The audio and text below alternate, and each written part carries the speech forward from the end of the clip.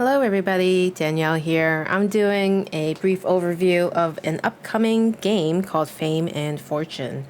This will be from a solo perspective, although I might mention some aspects of the multiplayer game as well. I want to quickly thank Brian for sending me a copy of his game, and I'm excited to give you a glimpse as to what this game might have to offer to you. So I have this game already set up. I'll explain kind of some of the components here, but I do have an unboxing video that really shows you the different components as I unbox the game. So looking at the player board, you will have a leader, you'll have adventurers as well, and each of them have their own stats and abilities that you'll get to use throughout the game to hopefully take down the Dragon King. So the Dragon King will have his own mat. In the solo game, you're going to focus on taking down the Dragon King and the monsters that appear.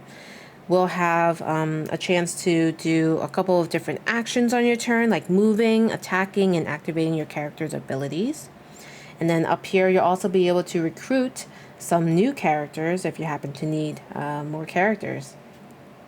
We have this larger board here, which is where a little bit of the strategy and tactical aspects of the game is. Each of your characters, they do have their little discs, which I think is pretty neat. So this is the Huntress on the left, and on the right is the Monk. So each of them have a specific disc. You'll set this health dial, which is corresponding to a specific color that you choose to be when you're choosing your character. So in this case, this is blue. And you'll just set the health according to what the health is on these cards. So there's a couple of different stats here. We have the one in the middle, which is the health. So Master Feng will have a health dial set to 6. There's 2 strength, so that would be hopefully the damage you'd end up doing to a monster. You have 2 range, so it could reach up to 2 spaces away. We have 3 speed, so that's how far they can move if they needed to. And it also has this little wing icon, and not all of them do, but because this one does, that means Master Fang could actually jump over enemies during movement. And then here we have a pocket, so it can hold up to 2 things. Some other things to note here is the fortune. So the fortune looks like this. The Dragon King does start with some, so the fortune looks like this if it's charged. If it's not charged or if it's used, it would be on this side. So make sure you're aware of those 2 sizes when you play this game. You'll also notice they are placed on this map as well. And if you were to move on top of them, you actually gain them, and you get to place it onto one of your characters that still has pocket space for it. We have different areas of the board outside of the hex. I'll start with the crypt. That's where we have the monsters live, we have the bones live, and then we have over here where the fame. You'll gain some fame here if you wanted to.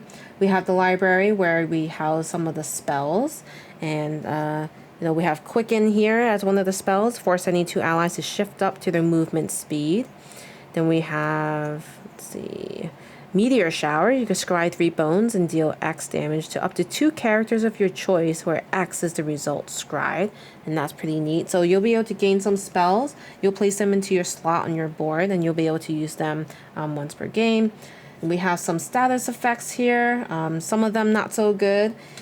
And there's this neat reference sheet that tells you what each of them do. So there's like one called Charmed, one's called Flying. Disarmed, shielded, dazed, frightened, immobilized, skulked, and then just some other things as well. And then down here, you'll be able to gain some fortune. So in this game, obviously, you're trying to gain fame, so you can make your characters famous. And the idea of getting your characters famous is that there's abilities on these cards. So for instance, we have Huntress. Huntress has an ability here that's just normal. Call your shot. Target character within range gains advantage until the end of its next turn. Advantage gives you an advantage during combat, so that's always helpful. But you'll notice there's another ability here. So when you end up taking this action, you actually have to be famous to do it. So, you don't get it right out the gate when you start the game. So that's pretty neat. So while you're evaluating the characters that you might want to add to your party at the beginning of the game, you do want to make sure you're reading the abilities, just to make sure that you have something well-rounded so you have a better chance at winning the game. So you'll notice that there's also an adventurous pack. So if you were to gain certain cards, you'd be able to place it here. I believe that's more about the potions though, which I don't have out as part of the expansion. So right now you could just ignore that. But it does add an element to the game, which is always great. So in terms of what you might do on a turn, you have the action phase, which allows you to move a character. So say I wanted to move Master Feng up to 3 spots. So I could do 1, 2, 3 and get right up against this a soul harvester. And these minis are pretty neat. Again, these are all prototyped, but I think this is actually very cool looking, and the dial is also a great touch to track the health. So we have a movement just now. I moved up to my speed of 3. I didn't need to do any jumping, which, you know, is pretty straightforward. But if I were here and I wanted to jump over, I could jump over the enemies. But otherwise, if I didn't have that like wing on the speed symbol, I wouldn't be able to jump over it or go through enemies. I could go through my allies, but not my enemies. So that's something to note when you're moving around. And then when you're attacking, you get to target a character within range. So Master Feng in this instance has 2 range. So it could target the Soul Harvester. So as an example, how a attack might go, you would grab your bones, and in this case, say I'm rolling these bones. They're called scrying in this game, but you kind of just shake them up. Oop, and one of them just like flew out at me. That's okay. We'll go ahead and just roll and see what happens. So you'll notice that there are dots, and in this case, the way they landed was 2 dots face up and the others were face down. And also you have to take into account advantage. If you had advantage, you could re-roll. So say I had advantage, I get to re-scry these bones and just roll them. And nice, I got 1 more damage out of it. If I had a disadvantage, I had to re-roll ones that had the maximum amount, and I could potentially decrease the amount of damage I do during that combat. So in that case, I do 3 damage, and you would just decrease the dial here. This would have started at 7, since in the solo game, your Dragon King and the monster that comes out, the Soul Harvester, would have 7 as well. So 7 minus 3 damage is 4 health remaining. And then after they're attacked, there's something cool that happens, which is they drop rewards. So when that happens, you get to drop 1 reward, and yeah, I believe it would just be dropped in a adjacent hex of your choice, and just so happens I am adjacent to this person, this monster. So if I were to place it on mine, I immediately would gain it, and I could put it into any of my character pockets as long as I have room. I'll place it on the monk. So that's combat, and then you'll be able to also use a character ability. So if I wanted to move out of the way, I might say I want to use Monk's ability, which says dash, force this character to move up to its movement speed. Well, in that case, it's actually this character, so I'm not sure that would work in this case. But if it were to help me out, I might want to kind of move a little bit farther away from the monster, so that it wouldn't target me with an attack, which of course is going to happen at some point in the game.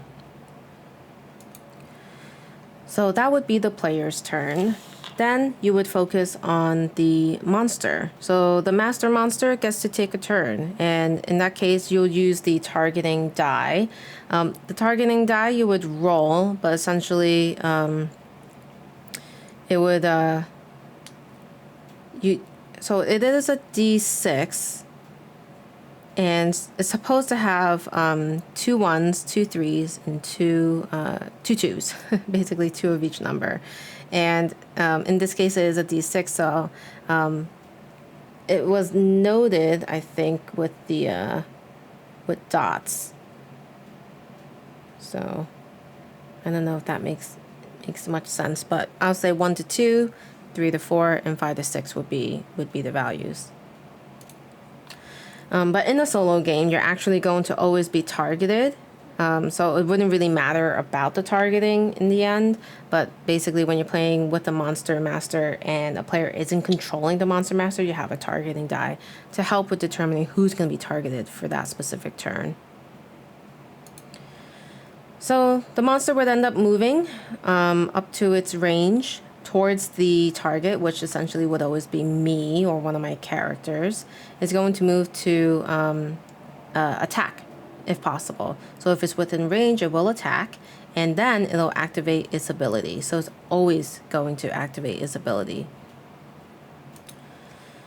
So yeah, this was a really quick kind of 10-minute overview of how Fame and Fortune works. Your goal is definitely to defeat the Dragon King, but it may not always be possible, obviously. So yeah, very interesting game. I didn't get into all the details of it, but this should really give you an overview of how this game works, if this game is for you. And if it is, you know, definitely look into the description below. I have the Kickstarter, the link. I have the Board Game Geek page as well. And if you have any questions about this game, or you're curious about any of the other rules that might happen in this game, I could always have the game designer also reply to you in the comments as well. So yeah, let me know if you have questions. Let me know your initial thoughts. Always love hearing from you guys.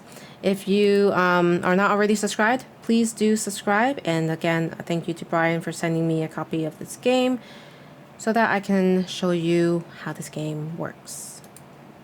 All right, I will leave it at that, and I'll see you next time. Bye.